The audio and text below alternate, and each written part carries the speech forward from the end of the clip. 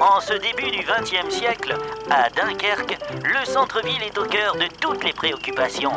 La commune, qui compte près de 40 000 âmes, souhaite faciliter les déplacements de ses habitants vers ses principaux espaces de vie et notamment son centre-ville. C'est en effet là que se situent de nombreux commerces, centres administratifs ou lieux d'animation.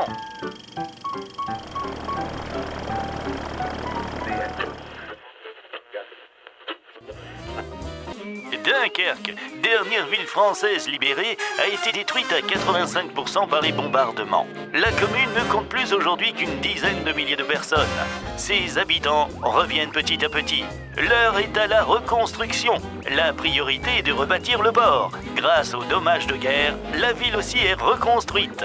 Tirant bénéfice d'un espace quasi vierge, les urbanistes Niermans et Levaux conçoivent le nouveau centre de Dunkerque autour de larges avenues perpendiculaires permettant la circulation des automobiles dont beaucoup pensent qu'elles seront le moyen de transport de demain.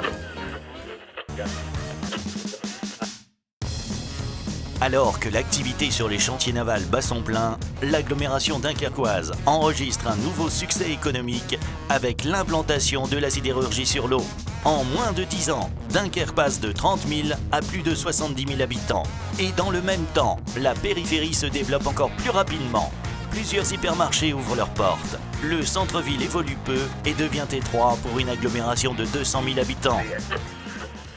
Dans les années 1990, Michel Delebarre demande à Richard Rogers de proposer sa vision pour le Dunkerquois. Après une première phase réussie de reconquête des docks, intégrant un nouvel essor commercial et tertiaire, la création de nouveaux quartiers d'habitation ou encore le développement de l'université, c'est aujourd'hui le centre historique qui est au cœur de toutes les préoccupations. L'ambition est de mieux partager l'espace entre les différents modes de transport, apaiser l'ambiance urbaine, verdir la ville, attirer les enseignes qui manquent pour répondre aux attentes d'un bassin de vie de 250 000 habitants, développer une nouvelle offre de logement.